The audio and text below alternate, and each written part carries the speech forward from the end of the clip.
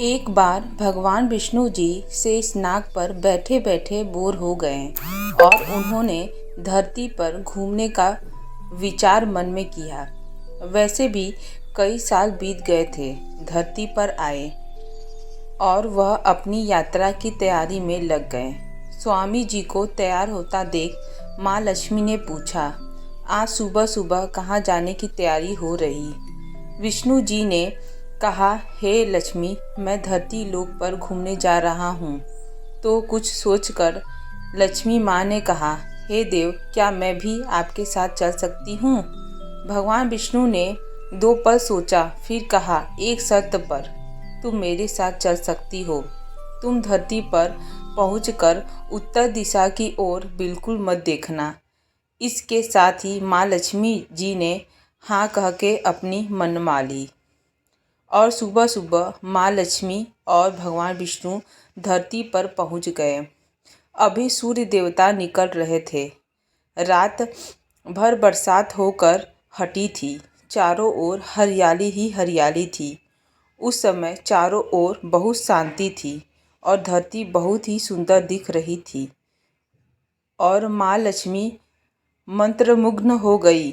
धरती को देख रही थी और भूल गई कि पति को क्या वचन देकर आई है और चारों ओर देखती हुई कब उत्तर की दिशा की ओर देखने लगी, उनको पता ही नहीं चला।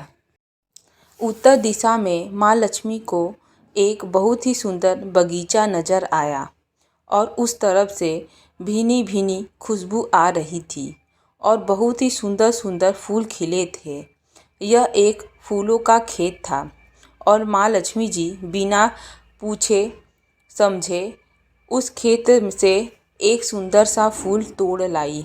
लेकिन यह क्या, जब माँ लक्ष्मी भगवान विष्णु के पास वापस आई तो भगवान विष्णु जी के आंखों में आंसू था और भगवान विष्णु ने माँ लक्ष्मी को कहा कि कभी भी किसी से बिना पूछे उसका कुछ भी नहीं लेना चाहिए और साथ ही अपना वचन भी याद दिलाया।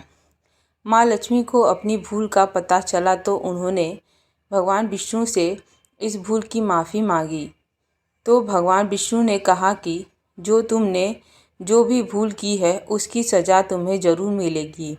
जिस माली के खेत से तुम बिना पूछे फूल तोड़ा है, यह एक प्रकार की चोरी है। इसलिए अब तुम 3 साल तक माली के घर नौकर बनकर रहोगी। उसके बाद मैं तुम्हें वैकुंठ में वापस बुलाऊंगा। माँ लक्ष्मी ने चुपचाप सर झुकाकर हाँ कह दिया और माँ लक्ष्मी एक गरीब औरत का रूप धारण कर उस खेत के मालिक के घर गई। घर क्या, एक झोपड़ी था और मालिक का नाम माधव था। माधव की बीवी, 2 बेटे 3 बेटियां थीं। सभी उस छोटे से खेत में काम करके किसी तरह से गुजारा करते थे। माँ लक्ष्मी जब एक साधारण और गरीब औरत बनकर जब माधव के झोपड़े पर गई तो माधव ने पूछा, बहन तुम कौन हो और इस समय तुम्हें क्या चाहिए? तब माँ लक्ष्मी ने कहा, मैं एक गरीब औरत हूँ। मेरी देखभाल करने वाला कोई नहीं। मैंने कई दिनों से खाना भी नहीं खाया है। मुझे कोई भी काम दे दो, साथ में मैं तुम्हारे घर का काम भी कर लिया करूँगी। बस मुझे अपने घर में एक कोने में आसरा दे दो। माधव बहुत ही अच्छे दिल का मालिक था। उसे दया आ गई, लेकिन उसने कहा, बहन मैं तो बहुत ही गरीब हूँ। मेरी कमाई से मेरे घर का खर्चा बहुत ही मुश्किल से चलता है। लेकिन अगर मेरी 3 बेटियों की जगह 4 बेटियां होती तो भी मैं कैसे जैसे तैसे गुजारा कर ही लेता। अगर तुम मेरी बेटी बनकर जैसा रूखा सूखा हम खाते हैं वैसा खाकर खुश रह सकती हो तो तुम ज़रूर अंदर आओ। माधव ने माँ लक्ष्मी को अपने झोपड़े में शरण दे दी और माँ लक्ष्मी 3 साल तक माधव के घर पर नौकरानी बनकर रही।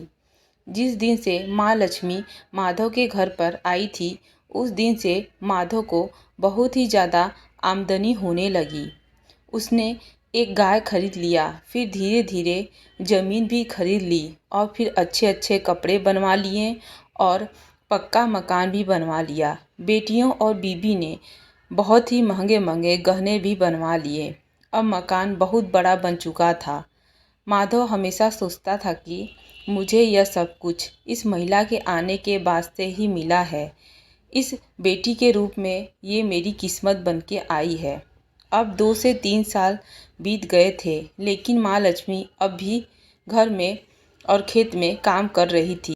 एक दिन माधव जब अपने खेतों से वापस लौटकर आ रहा था तो उसके घर के सामने द्वार पर उसे एक देवी स्वरूप गहनों से लदी औरत दिखाई दी। वो ध्यान से देखा तो वो पहचान गया कि ये तो मेरी बिन बोली बेटी है, यानी वही औरत।